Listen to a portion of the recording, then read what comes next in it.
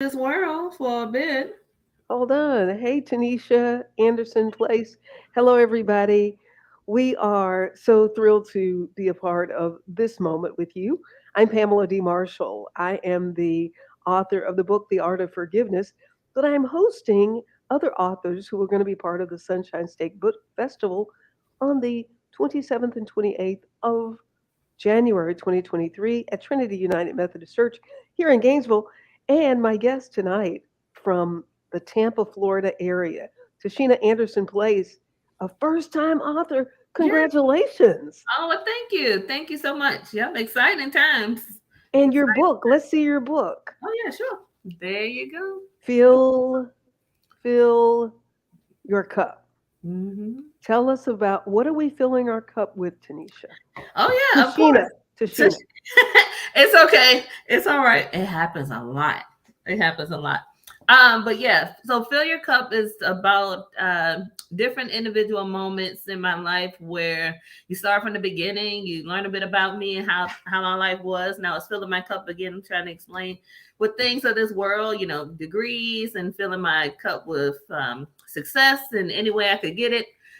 Just fast paced lifestyle, and then all of a sudden, about 5 or 6 years ago, I started reflecting and I turned my life back over to Christ and came back full circle to really fill my cup with Him and joy and giving back to the community and feeling more fulfilled that way. So definitely trying to tell people to maybe think about a different mindset of pouring out what they have in their cups now and filling it with something different. So this is a come to Jesus kind of book. Yeah, you get to walk through my come to Jesus moment. Yes, a lot of my come to Jesus moments. Yes, So, what was the pivotal thing that happened in your life that brought you to, I need to come back and check what's in my cup, make yes, sure that what I'm consuming is edifying to me, yes. mind, body, and spirit? What brought Mhm. you to that point? Well, I have to say, at the time that I did come back, I had pretty much my marriage was on the rocks, and I was feeling like I was jumping from job to job. It was first started out every 3 years, and we give every two, and then I was down to like 17 months, and it was getting shorter and shorter. So I felt like I was getting more and more impatient in the workplace, and just keep trying to figure out what's next. And like you can see my degree behind me. I tell people I got three of those. I went all the way up to my master's, was considering my doctorate.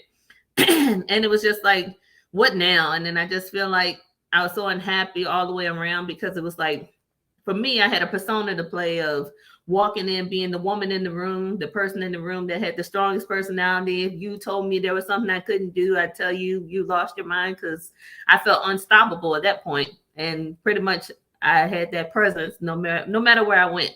So it was definitely a change, and I felt like back in when we moved to Tampa, one of my friends, had recommended the church to me, and I was like, "Oh, okay, that's nice." And then one morning, I felt this, "It's time to go" spirit, and so I was like, "Oh, it's time to go where?" And it was like time to go back. And then I just listened and been listening ever since, and here we are. So, so what was your career? What is your career? What is it that you were Oh doing yeah. that you Yeah, were I'm still doing it. I'm still okay? doing it. I work in healthcare. I'm actually a director for an insurance company right now, a TPA currently. So still working in it, just not as driven and fast focused as I was. So it's a balance. You can do both, but just don't make it consume you. And so, how are things? I don't want to give your book away or anything, but No, you're fine. this transformative thing. You said your marriage was on the rocks. Oh yeah. How do you have children? Yes. Yep. Okay. Yep. I actually have three. I'll count three. My first child, I write in here about that too. I lost my son in 2011. That was our first son. And then I have a 9-year old, and we have a 2-year old that was born in 2020. So right after my first son, well, rainbow baby Jaden, he's 9 now. He was here through a lot of the trials and tribulations that were going on, and then me and my husband got, he's saved now and turned his life back around as well. And then we on a good path, and we decided to expand our family. So now we have a 2-year old. Oh, that's wonderful. What Yeah. happened with your oldest son? My oldest son, from in 2011, I have a condition called incompetent cervix. We didn't find out till it was too late, and I was in the hospital for like 2 weeks. And basically, the weight of the baby on the cervix made the cervix go into labor before they could catch it, and they couldn't save him because he wasn't old enough yet. So Mm, I'm so sorry. And so yeah, you wrote about that. I did. My publisher was like, Sheena, that's going to heal somebody. We should talk about it. I'm like, okay, we're going to bring up all the skeletons and rip off all the bandages. And I was like, okay, I'll do it. So what was it that you all felt would be healing about that? So there's actually a lot of people, you would be surprised that we feel like we can't talk about the loss of our children out in public. We can't talk about the loss of our children to family members because, they get that sense of, I'm so sorry it happened to you. But a lot of us, if we don't talk about these conditions, like every time I say I have incompetent cervix, everybody's like, what is that? And at one point when I had lost my son, I had thought about pushing for more education on what it was, because there's probably a lot of women that, you hear about SIDS, children passing away from SIDS or some other condition, but you never think that, when you go to that one appointment and you come back from that appointment and the baby's healthy, you're healthy, and then the next moment you're in pain and you're wondering what happened, and your cervix is weak and nobody knows where it's coming from. So I think we just need more education. And so how did you find that people treated you after having a miscarriage as opposed to a child that was 3 or 4 years old that died? Yeah. Yeah. Okay. Yeah. That's definitely a big question. And I have friends that, they're receptive of it. And now my family was very, sensitive to it. People took it as, a hit just like any other child.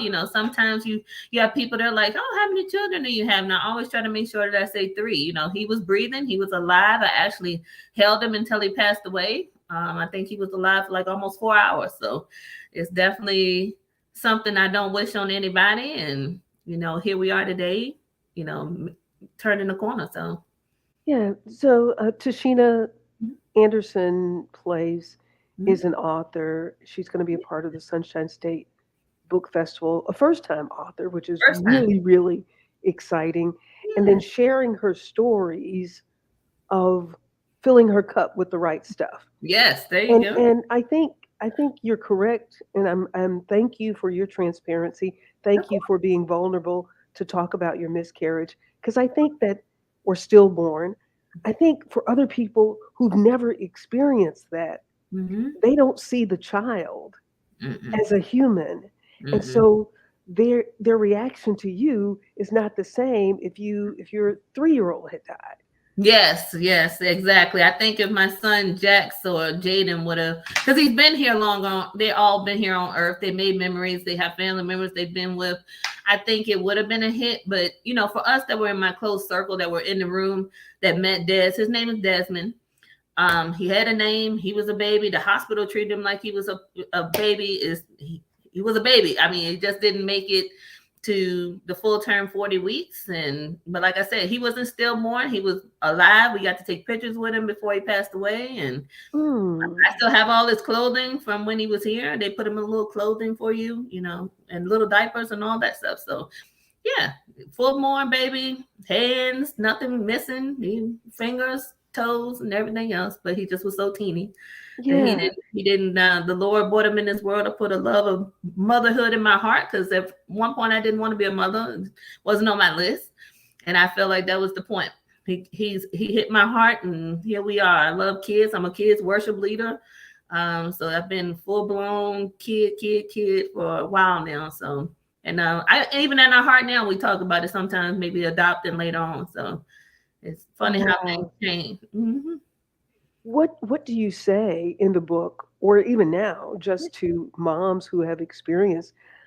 I had a miscarriage in the 5th month, Mm, and there would be people who would say, "Oh, you can have another one, but I can't have that one." that's it. Right. And I think people, yeah, you can have some more, Yeah. but if your mother died, you don't say, "Oh, you can get another one." Yeah. No. Yeah. Right, right. And so for moms, the minute you find out you're pregnant, you're already planning that baby's Yeah. life. Yes. Exactly. So what do you say, not just to moms, but to other Mhm. people who they may just not know what to say? Right. So I think I'll start with the moms first that have went with the loss. I know that every year, every birthday, every occasion, every Christmas, we don't get to buy gifts, but we celebrate him. I mean, ever since he was born, we every 9/22 we come through and we have birthday cake. We at one point we're doing balloon releases, but we stopped. But all of my family, they still say happy birthday to him. He's not forgotten, and I think that's the best part about it is as a mother, it's your job to keep his memory alive or her memory alive. I was like, joining up with those great March of Dimes and things like that where you can give back in their memory. Just do things to celebrate the child. And for people who want to know how they can help a person, I'm going to be honest, there's nothing you can really do to fill the hole of a child being lost, but you can comfort the person. I mean, it does get better. As you know, we can function as time goes on. They say time heals all wounds, but honestly, it just makes it a little bit easier. But it's never gone. That band-aid continuously gets ripped off when something happens. Like Christmas is happening now, and I'm like, I could be buying three kids gifts, but I'm only buying two kids gifts. So things like that. And so you take the readers through Hmm. that Hmm. that journey. Oh yeah.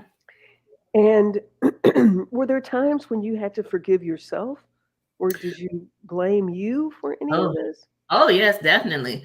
Because at first, like I said, I didn't want.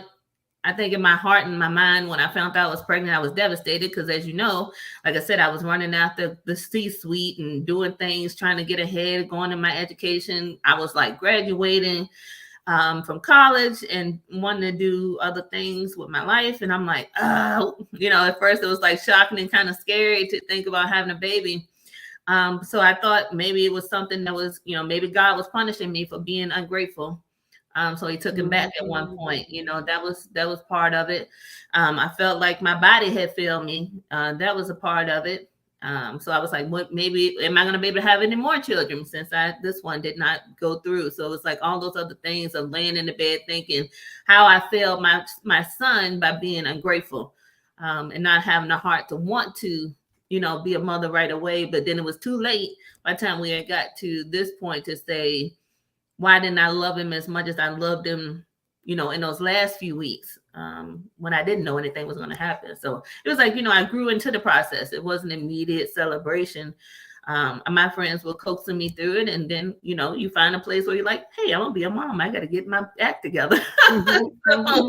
so I think that's where we were. And so that was a big guilt. And you finally get to the point, like I said, a lot of prayer and a lot of positivity from, just pouring in from my husband and people around me to say, it wasn't my fault. It's not, my body is a little faulty with the weak service. But again, who would have known, right?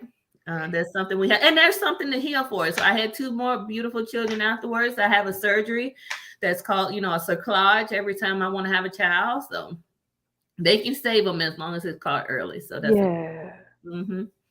How was that? How did that weigh on your marriage? You said you were having a Yeah. tough time. How did Yeah, that yeah. weigh on your marriage? Yeah, I tell you, in the beginning, when it first happened, it seemed like he wasn't very understanding. He was young, we were young, of the whole situation. I remember one time, and he's probably gonna kill me now, but we talk about it a lot, and we're pretty much wide open with this. But yeah, he told me, I think the first thing he told me was one day he walked in and he said, well, why are you still crying? Ah, ooh, ooh, ooh, ooh, ooh, ooh, ooh. Okay, So and he made it through. He's still barely, breathing. barely, barely made it through that night. So I think that was the first time I ever got up out of the bed. It was like, excuse me. so that was rough. And I think we got married young. We met at 21 and we were married 2 years later. So, it was a rough start. Especially losing a child, getting married young, losing a child. What a bunch of chaos. So it was a lot of learning curve there. We were not even married a year before we found out we were pregnant with our son. So mhm. Yep. And so now you've been married how many years? Woo. Where are we at? 12 years and been together 15. 12 years, been together 15. Mhm. So writing this book, um, what advice do you give people? Because Tashina, most of the things that people that are put in front of people, it is to push them toward where you were going. You were getting your education. Yep. You were going to you're starting your career. I Hmm. mean, that looks like the blueprint to success. That's How did right. that go wrong? Well, and see, that's the mindset, right? At first, Mhm. I did think it went wrong. I mean, all wrong. But Mhm. honestly, I sit here a lot of times now, and I think everything went right, but in where my heart was, it felt like everything was wrong. I wouldn't change it for a bit. Besides, if I could work a little bit of magic, maybe to meet my son, but Yeah. but no. Otherwise, no. I think we made it through for a reason. It happened for a reason. I learned a lot, and I wouldn't, like I said, be here today to give the advice from my experience in my life to help others if I didn't live it and make it through to the other side. So I think that's always my goal of telling people, yes, it looks crappy when you're in it. It may look a mess. You may feel like you're on your last limb and leg and there's nothing else that can happen and you're gonna just give up. But it's so much more on the other side of the valley if you keep going. So there, I just want to show people that they can make it through to the other side. There's sunshine. There is some sunshine at the end of that tunnel. Um, but you have to want the sunshine. Sometimes it doesn't come to you. It's a fight to get there. So What brought you to the point of saying, I'm going to write a book? Because okay, there are people who talk about it. Did you talk about it a long time before you did it? no. No? So being an author was not on the accomplishment list. Okay. So I tell you what, actually, they're gonna probably think I'm so got a lot of sad things going on. But I actually started writing last year. This book was written and it's dedicated to my grandmother. My grandmother was the reason for me pushing so hard. She was a teacher. She was the first Black principal in our county, like teacher, and like really into the church, and really pushed me with my education. I mean, in the third grade, she was like, "You're gonna read fifth grade." Like she was really on me. And Mm, last year we lost her, mm, so she passed away. And I was sitting in my living room and pretty much had just got back home from all the funeral planning. And I sat in her hospital room for, I don't know, was it 2 months by her side, a month, 2 months by her side or something like that. Watching all this, happen, praying over her, anything you could think of. We were doing it. And I was sitting there with my coffee. I'm a big coffee drinker, as you can see on the cover. I had some coffee on there. And it all started. She was the one that gave me my first drink of coffee. And I was sitting there staring at her picture, and I was like, thinking, praying to God. I'm like, how am I gonna make it now? Now, what am I gonna do now? I felt like I lost my whole heart. And then my mom said something to me, and it triggered me. She said, "Oh, you and her always have your coffee moments." And I was like, "Coffee moments?" And I was like, well, I'm sitting here now with coffee. And I was like, I don't know what I feel like I need to sit down and write. And I was like, okay, well, maybe I'm going to write to her. So I was like, maybe it'll be a grief journal that just for me, just to write myself through this grief. And I was like, because I cannot make it another moment. And actually, then it was like once I wrote a couple letters to her, I was like, oh, I started seeing, then I started writing prayers in the other half of it. And then I was like, wait a minute, I guess I'll just keep doing this. And then I felt like God was saying, nope, but there's more. And then mhm. I felt like he was trying to tell me to maybe look back. It was a time of pain, but he didn't want me to die to the pain. He wanted me again to reflect on his faithfulness and the goodness that he was giving throughout these situations. So it was like, now it's time to reflect back on the goodness. Even though you feel like bad things have happened, I need you to start reflecting back on the other things. Yes, they were bad or seemed bad, but then at the end, again, there was some good to it. So I wrote it, and then it was a Word document and pieces of paper laying around. And my husband's like, what are we going to do with it? And I was like, nothing. And then the next thing he was like, you should see if there's a publisher nearby. Maybe they'll be interested. And I'm like, you're crazy. So, but here we are. So wait, no, not here we are. What happened? How did you do it? Yeah, so I took the document, I put it all in a Word document, and there was a local publisher, Hey Two Penny, that I actually found on one of the sites here. Trinity has a little site where all these businesses can post about if they're looking for people or whatever. It was one post for like 2 years ago where somebody was saying, "Hey, we're looking for local authors." And so I messaged them and I'm like, "Are you still looking for authors?" And yep, they said they were. And I met with the lady. I explained what happened, the same thing I told you. And I told her a little bit about what I had wrote. And she was like, "I don't know about you, but I think we need to go ahead and yeah, I'm willing to work with you." And I was like, Wow. The first person you talked to. the first person I was talking to. Wow. Yeah. Yeah. I was like, Wow. what? This is too easy. I know. I was like, is that how it works? I went No, downstairs. it's not all. That's what I thought. My heart was beating out my chest. I'm like, Jay Sean, something that's not right. And it was so wonderful. About the wonderful thing about Two Penny was like she prayed in the beginning before we started. Mm-hmm. And then the next thing I knew, I was having this feeling when I was talking to her. But then she was like, "Can I pray for you as we end it?" And I was like, well, if she doesn't say she wants my book, I'm like, can we be friends? I'm like, can we be friends? I'm like, she was so wonderful. And her name is Jody. She was so wonderful. And I was like, wow, I was so blessed by her. By the time I left, I was like, man, maybe I can do this. And yeah, the next thing I know, I got an email from her confirming that she wanted the book and wanted me to send over the document. And if I was ready, they would take me on. So yeah. That is amazing. It was. That is just amazing. Yeah. Decline that. So, because yeah, I could write a book about me writing my book. Yes. It was not nearly that easy. Mm-mm. I hear that a lot, and I'm like, I don't know what I did and what was going on, but yeah, I wrote it. I think I wrote it because I didn't have. I hear a lot of people do the traditional route, and they have like those deadlines, and it kind of pushes things. But I didn't. Mine was already written, so when I showed up, it was like, here, this is what I have. Yeah. Well, can take this or no. and right, and even as things work out, God's timing is God's timing. It's not my timing, and so so you wrote, you. I think it's really cute that you said, "Well, if you don't want my book, can we be friends?" Please, son. That's Might sweet. As well. So now that fill my cup, fill your cup. Fill your cup. Thank you. Fill your cup. Yep. When was it ready for the market? How long has it been out? You're gonna laugh. It's been out since August 24th or 5th. Why am I gonna laugh about that? It's so funny. I cannot believe like all of this is happening. I'm like still in La La Land.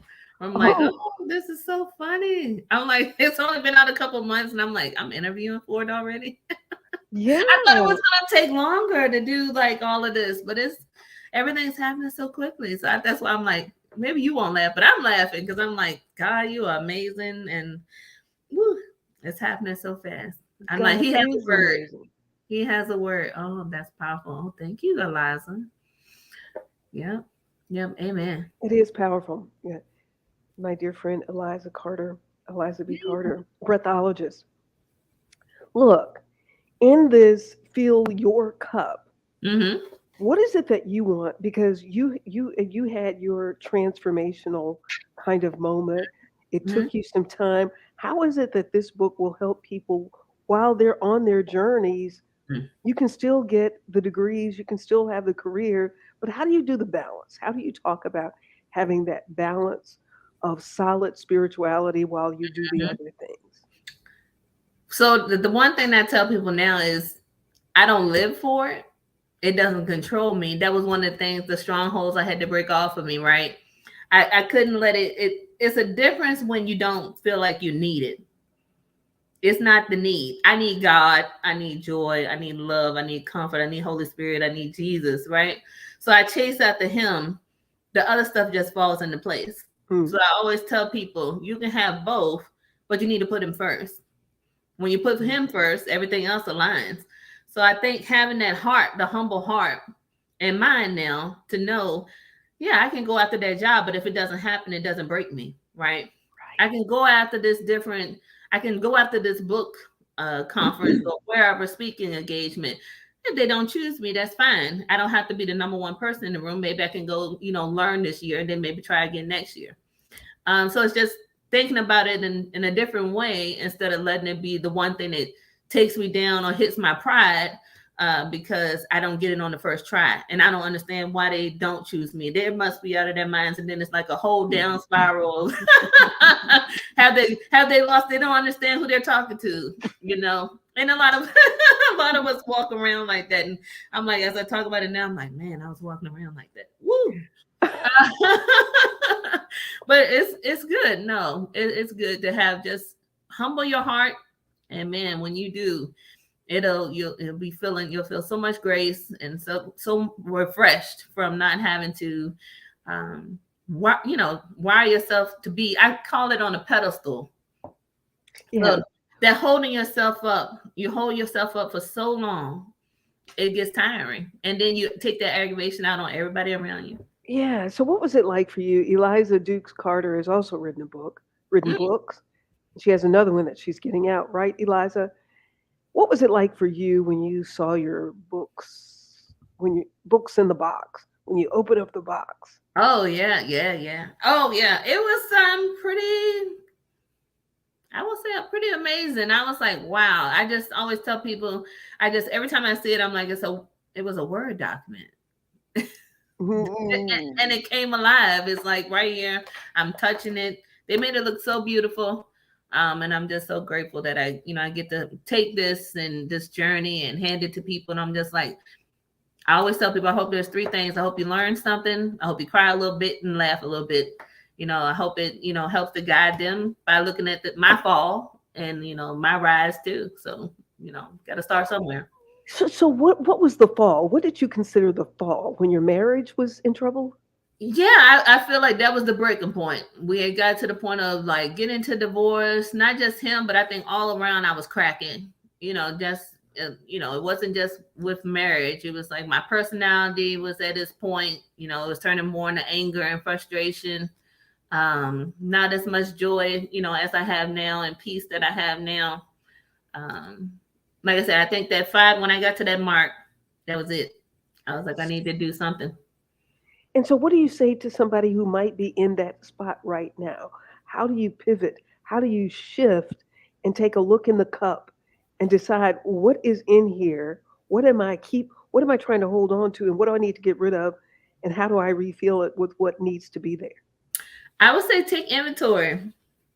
Take inventory of your most recent frustrations. That'll tell you where everything is. Those pinpointing needles, that bitterness, you can feel the roots. Where's the resentment? What's the frustration? What are you chasing after currently? And why are you not getting there? That's probably where you can start at, where you probably need to say, hey, do I need to look at this differently? So I always tell people, take a minute, even if you need to write it down, and then find you some close people, community. Find you some close friends, find you some new friends. And people are not about that life sometimes. And that was one of the best things that I can tell people now. I love my friends at home, but these ones that I found here at my church, Trinity New Life, love you guys. Man, the community, just having a like-minded believers around, the people that are thinking kind of the same thing, helps to keep me on track. Definitely, but definitely being open to new as you're on this new journey. So. And what are you looking forward to most as you're being prepared to come to the Sunshine State Book Festival? Yeah, I'm just hoping to meet more people, and hopefully they'll come and ask me some questions, and I can give them some encouragement. And I pray for people too if they need that. I'm all about that. So we can have a little revival there. It's going to be at Trinity United Methodist Church. Come on, I don't shy away from talking about Jesus. So anytime. But yes, I'm just hoping that they come by, check out the book. Give it a look over. Like I said, it's got some great pictures in there. Hopefully, some coffee lovers will come by, and we can discuss that too. The book is basically written like I'm in a coffee shop, so it's pretty cool, and I think people would enjoy that. And a lot of people say, "Man, it feels like we're best friends now after reading the Oh, book." nice. Yeah, so it's been nice, and it's not just. And that's another thing too. I know it's got butterflies and beautiful colors on the front, but the nicest thing has been, even though the wives take it home, the men have been reading it too. So I've been getting some feedback that the men are really enjoying the book as well. So it's neutral ground. Excellent. Is there Mhm. another one? Are you pregnant with another one? Maybe I'm thinking about it. I'm toying with the idea of writing another one. So Excellent. Well, enjoy this one yes, and enjoy the book festival when it comes up in January. And I yes, certainly look forward to meeting you in person, Tashina. yes, you too. I appreciate you taking the time to be on Authors in Conversation on At the Wellness Network. It's just been a joy. Oh, you too, you too. Yeah, I've enjoyed myself. I appreciate the opportunity. Absolutely. And I thank all of you for watching this episode of Authors in Conversation. We will have more conversations later on this week, but if you've missed any of them, feel free to go to my website at thewellnessnetwork.org and you can find all of them there, as well as on Facebook, YouTube, and LinkedIn. We look forward to seeing you next time. I'm Pamela Marshall at the Wellness Radio TV and at the Wellness Radio TV podcast. Remember, there is healing at the well. Make it a fantastic moment. We'll see you next time.